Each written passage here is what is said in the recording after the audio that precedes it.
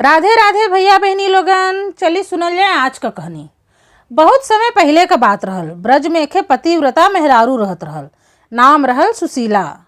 का मथुरा, का बरसाना, का गोकुल, का नंद गांव कि पूरा ब्रज में पतिव्रता सुशीला का महिमा गावल जाए। सबकर तो इहो कह नाम रहल कि अगर केहू के साक्षात पतिव्रता नारी का दर्शन करे के है तो वो जाके देवी सुशीला का दर्शन कर ले। बतियो सही रहल। सुशीला के जीवन का हर पल अपने पति बदे समर्पित रहल। बिना अपने पति का दर्शन कैले एक बूंद पानी पिए भी सुशीला बदे पाप रहल। एक दिना का बात है, सुशीला अपने एके सहेली के घरे गईनी। सहेली का पति परदेश गयल रहल और सहेली के घरे में खूब बढ़िया बढ़िया तरह तरह का स्वादिष्ट पकवान बनल रहल। ये देख के सुशीला एकदम अचंभित हो गईनी कि कहाँ हम तो बिना अपने पति के देखले एक बूंद पनियो पिए के पाप समझीला, कहाँ ये अपने पति के न रहले पे इतना बढ़िया बढ़िया स्वादिष्ट पकवान बना के उड़ावत ह। सुशीला अपने सहेली के समझावत के कहनी कि सखी तू कैसन मेहरारू हो, तुहार पति परदेश गयल ह और तू यहाँ बैठ के 56 भोग खात हो। अब भला पतिव्रता मेहरारू के शोभा देला। पतिव्रता मेहरारू तो ऊ होनी कि जे अपने पति के दर्शन कैले बिना एक बूंद पनियो न पिए। सुशीला का सहेली बड़ी मुंहफट मेहरारू रहल, लेकिन दिल के एकदम साफ रहल। सुशीला का बात सुन के कहलस, देखा सखी सुशीला, ई कुल ढकोसलाबाजी हमसे ना होला। अगर हमार पति परदेश गयल हुआ और हम बढ़िया बढ़िया खाना बना के खात हई तेकर मतलब ई तना है कि हम अपने पति से प्रेम ना करीला। हम तो जैसे उनके सामने खुश रहिला, उनके ना रहले पे भी वैसे ही खुश रहिला। लेकिन तब्बो अगर केहू हमरे ऊपर उंगली उठावे तो हम ओके ना मना कर सकीला। बाकी तो बस हम जानीला और हमार पति जानेनन कि हम दोनों जानी एक दूसरे से कितना प्रेम करीला। अपने सहेली से ऐसा जवाब सुन के सुशीला जर गईनी और मुंह बना के कहनी, वो सब तो ठीक है सखी, लेकिन तू पतिव्रता नारी ना हो। पतिव्रता नारी बदे शास्त्रन में लिखल है कि जौन मेहरारू अपने पति का दर्शन कैले बिना पनियो न पिए वह पतिव्रता नारी होले। सुशीला का सहेली सुशीला के यहू बाती का करारा जवाब देके कहलस कि तब तक ऐसा शास्त्र हमरे ठेंगा से। अंत में बात इतना बढ़ गयल कि सुशीला अपने सहेली से नाराज होके अपने घरे तुनक के चल गईनी। अपने घरे पहुँच के अपने पति के कुल किस्सा कहा सुनौनी। सुशीला का पति सुशीला से बहुत प्रेम करे और उनके निष्काम पति भक्ति से प्रभावित भी रहल, लेकिन तब्बो ओके कभी कभी लगे कि कुल ढोंग है। काहे से कि अगर केहू का पति एक महीना बदे घरे से चल जाए तब का ओकर मेहरारू एक महीना तक बिना अन्न पानी के रह पाई, ये तो असंभव है। और अगर कोनो जिद्दी मेहरारू यही बाती पे अड़ जाए तो दोबारा अपने पति से मिले बदे जियता न बची। यह कुल सोच के सुशीला का पति सुशीला का परीक्षा लेवे का विचार कैनन। वो तरह तरह से सुशीला का परीक्षा लेनन, लेकिन सुशीला अपने हर परीक्षा में खरा उतरनी। सुशीला का पति परीक्षा लेवे बदे कब्बो बहुत देरी से नहाए तो कब्बो खेते जाए तो दोपहरिया के बाद लौट के आवे।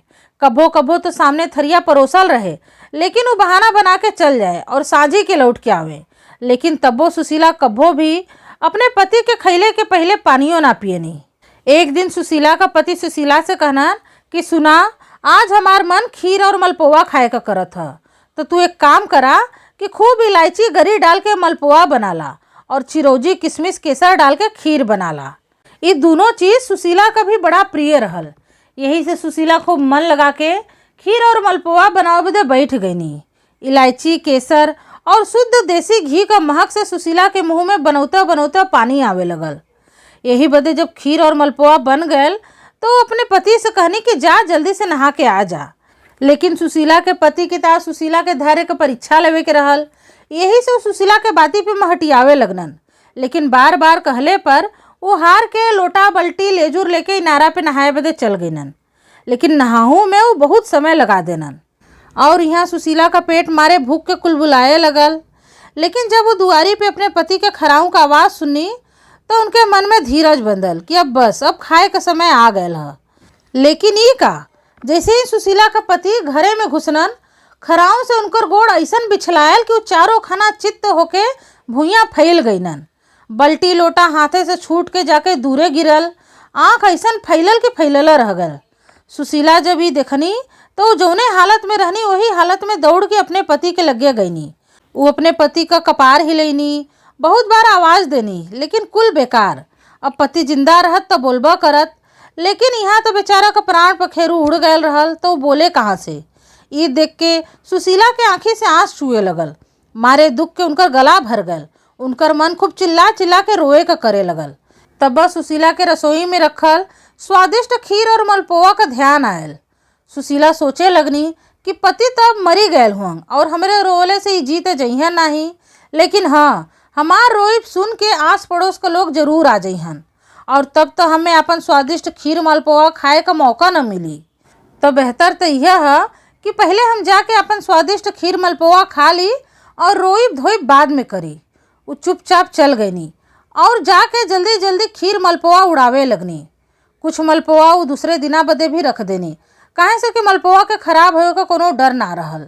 लेकिन असल बात तो सुशीला के मालूमा ना रहल। असलियत तो ये रहल कि सुशीला का आदमी मरला ना रहल। वो तो बस मरे का नाटक करके वैसे ही पड़ल रहल और पड़ल पड़ल सुशीला का कुल हरकत देखत रहल। सुशीला का जब खूब मन भर के खा के हो गयल तो जल्दी से अपन मुंह धो लेनी और खूब लंबा का घूंघट निकाल के आई के अपने पति के लगे बैठ गनी और पति के छाती पर मुड़ी पटक पटक के खूब चिल्ला चिल्ला के रोए लगनी।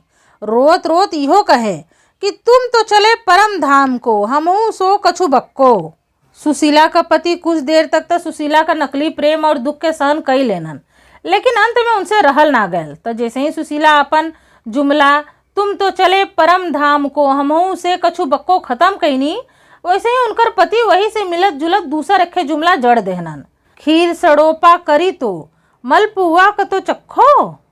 इतना सुनते तो सुशीला का जौन हालत भयल कि अब कटलो उनके खून न निकले। अब उनके का पता रहल कि उनकर पति तब मरे का बस नाटक कैले है और उनकर परीक्षा लेत है।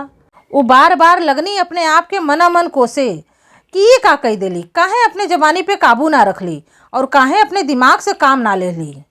ओ दिना के बाद से फिर कब्बो सुशीला केहू के आगे अपने पतिव्रता धर्म का तारीफ ना कैनी और पहले जैसन पतिव्रता पर डींग हाकब भी बंद कई देनी।